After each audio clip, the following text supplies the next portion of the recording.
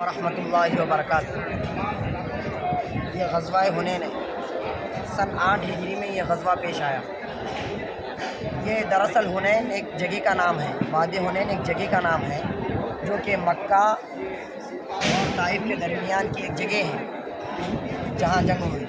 اگر آپ پہلے مقامات کے نام معلوم کر لیے تو آپ کو واقعہ سمجھنے میں کوئی دشواری پیش نہ آئے گی۔ یہ چونکہ اوتاس ایک مقام کا نام ہے، نخلہ بھی ایک مقام کا نام ہے، اور جعرانہ ایک مقام ہے، وہاں ایک قلعہ بھی تھا۔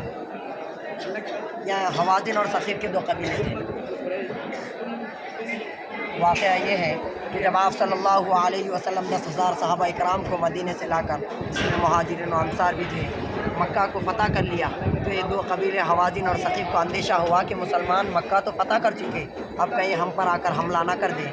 تو ان کا جو سردار تھا مالک بن عوف، اس نے حکم دیا کہ مسلمان ہم پر حملہ کرنے سے پہلے ہم ہی ان پر حملہ کر دیتے ہیں۔ جب یہ لوگ 20,000 کا لشکر لے کر، کفار و مشرکین حوازن و ثقیف کے قبیلے کے 20,000 کا لشکر لے کر وادی حنین کی طرف روانہ ہوئے، آپ صلی اللہ علیہ وسلم کو اطلاع ہوئی کہ حوازن اور ثقیف کے قبیلے ہم پر حملہ کرنے کے سازش کر رہے ہیں، تیاریاں کر رہے ہیں۔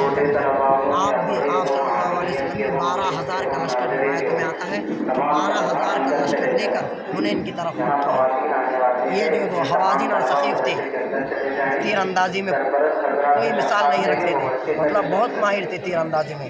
یہ جو پہاڑوں کے پیچھے، اور یہ پہلے آ کے خیمہ لگا دیا تھا، پہلے سے آ کے یہاں پر خیمہ لگا کر ٹھہرے ہوئے تھے، انتظار میں تھے مسلمانوں کے۔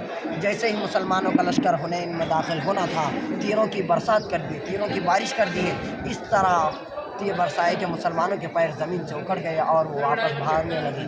آپ صلی اللہ علیہ وسلم نے کہا کہ اے لوگوں، اے اصحاب، میں سچا نبی ہوں۔ اسی طرح کچھ الفاظ کا آپ کی آواز زیادہ چونکہ پورے لشکر تک نہیں پہنچ رہی تھی، تو حضرت عباس بہت بلند آواز صحابی تھے، حضرت عباس کو حکم دیا کہ اے عباس، جاؤ لوگوں کے لشکر کو آواز لگاؤ۔ حضرت عباس آواز لگائے کہ اے مہاجرین و انصار کے گروہ، کیا آپ نے اسی دن کے لیے ایمان لایا کہ آپ کے حضور صلی اللہ علیہ وسلم کو تنہا چھوڑ کر جا رہے ہو؟ یہ آواز مسلمانوں کے کانوں میں پڑنا تھا۔ مسلمان اس طرح پلٹے، اس طرح پلٹ کر جنگ کیا کہ حوازن اور ثقیف کے کفار و مشرکین کے پیر میدان سے اکڑ گئے، یکایک پورے بھاگنے لگے۔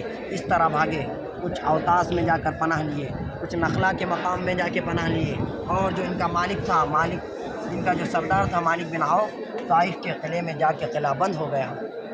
آپ صلی اللہ علیہ وسلم کو خبر ہوئی کہ کفار و مشرکین راستے سے بھاگ گئے ہیں، تو صحابہ اکرام کو حکم دیا کہ کچھ صحابہ جائیں اور کفار و مشرکین کا پیچھا کریں۔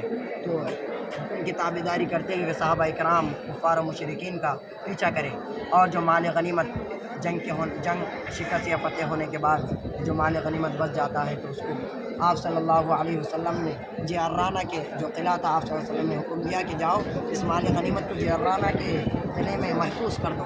پھر آپ صلی اللہ علیہ وسلم خود طائف کا رخ کیا، کیونکہ مالک بن عوف جو ثقیف اور حوازن کے قبیلوں کا سردار تھا، یہاں کے قلعہ بند ہو چکا تھا۔ آپ نے تقریباً 1 مہینے کا محاصرہ کیا۔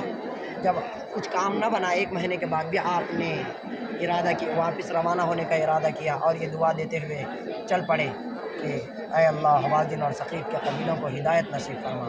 تو آپ صلی اللہ علیہ وسلم نے دعا کی تھی تو وہ قبول ہو گئی۔